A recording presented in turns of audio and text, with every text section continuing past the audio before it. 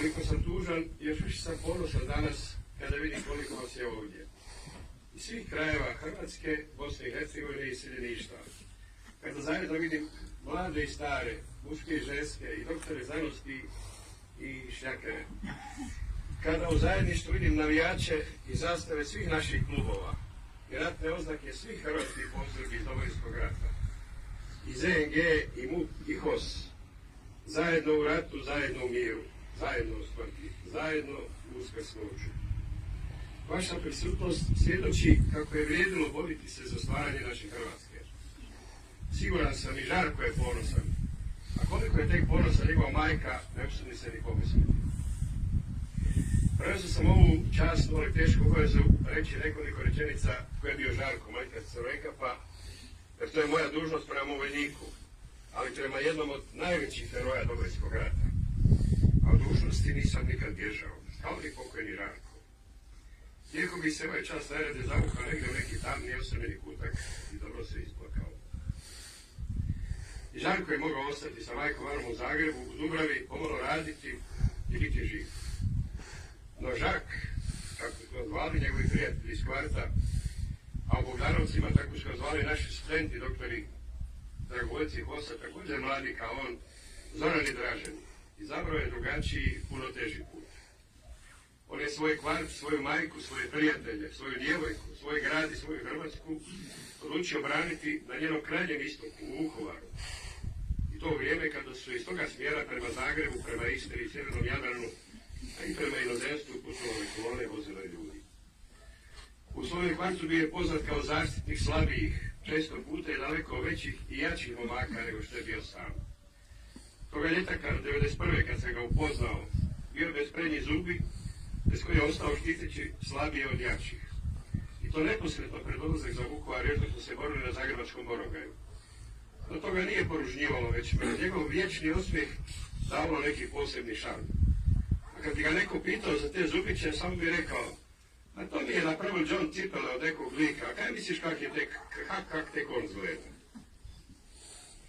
Kad smo se sa Borongaja povukli na pogreb velikog čovjeka novije hrvatske povijesti, gospodina Paradžika, upravo u to vrijeme, neposredno nakon pogreba, upoznali smo dečke iz Vukovara, Liču i Đanga, koji su u Zagrebu, u MUP-u, u ZNG-u i HOS-u prikupljali oružje i dragovoljce za obranu Vukovara.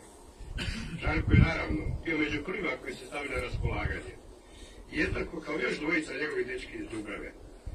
Njegov prijatelj iz osnovne škole Stjepan Dugan i drugi, koji je tada već bio otac jedne male djevojčice, Pavlo Skudić Dado. Iz Vukovara, ali tek nakon godinu dana, preko logora u Srbiji, od njih trojice živ se vratio samo naš Stjepan. Hvala dragom Bogu, bar nije ostao živ. Zato su kao ranjeni kršitnice odveli iz bolnice i uvili su ga na Ovčari. A Žarko je poginuo u minskom polju ispod Marinaca u takozvanoj štafeti smrti, spašavajući starije mještane Bogdanovaca.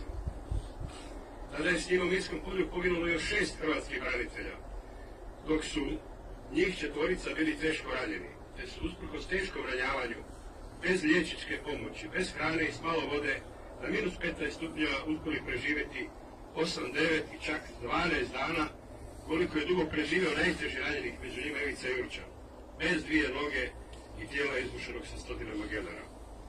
Od njih 7 poginulih u tome polju smrti, 3 smo prošli 98. odmah nakon povratka okupiranih teritorija, a njih 4 među kojima je Žarko tek ovih dana nakon punih 27 godina. I sada ovdje isto na ovom mjestu zahvaljujem se aktualnoj ekipi iz Ministarstva hrvatskih branitelja, MUP-a i Ministarstva obrane na predanom radu na otkrivanju naših nestalih hrvatskih branitelja. Danas su tu s nama ministar Medved i načelnik Sučić. Dečki, hvala vam. Vjerujem i znam da će ova sjajna ekipa jednako tako snažno nastaviti raditi svoj teški posao i da će pronaći još mnoge naše nestale prijatelje i suborce te civile kojih još uvijek nema. Isto tako siguran sam, znam da ćemo pronaći i našu trojicu zadnjih, za još nestalih, za dom spremnih dragovoljaca HOS-a, Jean-Michel Nicoliera, Duška Smeka Bosanca i Jadranka Anića Šniclu. Tu je i naša majka Lilijan, Žanova majka. Majko Lilijan, mi ne gubimo nadu. Vjerujemo u Boga i u naše hrvatske ljude. Uspjećemo u tome, ja to znam. U čemu je veličina Žarka? Po čemu se je razlikovao od drugih heroja s kojima je ratovao i s kojima je poginuo? Zašto bi u nekoj drugoj državi Žarko imao na desetke ulice i trgova koje bi nosili njegovo ime? Također i desetine spomenika, snimali bi se filmovi i pisale knjige, a u njemu bi se učili povijesnih udžbenika. A ne uči se, nema filmova, nema ni ulica, nema ni trgova. Baš kao što nema ulica i trgova naših prijatelja, vukovarskih suboraca i heroja, Marka Babića, Andrije Marića, Marinka Antunovića Bosanca, Blage i Roberta Zadre, Jean-Michel Nicolijera, Mirka Zemljica Švice, Ivana Brdara, doktora Juraja Njave, u kojem bivši upravo smijenjeni ministar zdravstva ni novu bolnicu u Dubrovi nije želio preimenovati. Ili pak naših suboraca iz drugih postrojbi, Damira Tomljanovića Garana, Predraga Matanovića, Andrije Mateša Pauka, Mile Blaževića Čađe, kao i mnogi drugih poginulih hrvatskih heroja koje nisam spomenuo. A Domovinski rat iznjedrio ih je na desetine pa i na stotine. I ne samo mrtvi, i među živima je na desetine i stotine takvih heroja, koje nitko ne spominje reći. Ja volim reći kako su svi moji vukovarski HOS-ovci bili takvi. No opet, kad malo razmislim, možda i nisu svi. Svi su bili sjajni, neponovljivi, hrabri i pomalo ludi. Ali nekolicina njih bili su sjajniji, hrabri i luđi. Opet ću reći hvala dragom Bogu. Neki među njima i danas su živi. Doduše, oni danas jedva hodaju, teže govore, slabije vide. Ni zubi više nisu kao što su bili i gomile lijekova, više zbog fizičkih nego zbog drugih tegoba. No tu su, među nama su i sad su ovdje. Došli se pokloniti žrtvi svoga prijatelja. Tu su naši Zvone, Paša, Široki, Štep, Kutina, Tonči, Gelo, Soldo, Goran, Zoran, Dražen, Mario, Darko, Jurčan. Ne znam da li sam nekoga previdio, mislim da nisam. No nema nas više puno od ovog broja živih, a svi su dečki tu. To su ljudi na koje čovjek uvijek može računati, i u dobru i u zlu. Baš kao što su nas naši roditelji i naša vjera učili. To su ljudi koji su rođeni da budu veliki u vremenu u kojem su živjeli i umirali. Takav je bio naš Crvenkapa. Ludo hrabar kad je trebala hrabrost, najsmiješniji kad smo se smijali, najblaži kad je trebala riječ utjehe, prvi kad je trebalo nekome pomoći i najmirniji kad je trebalo pucat po tenku.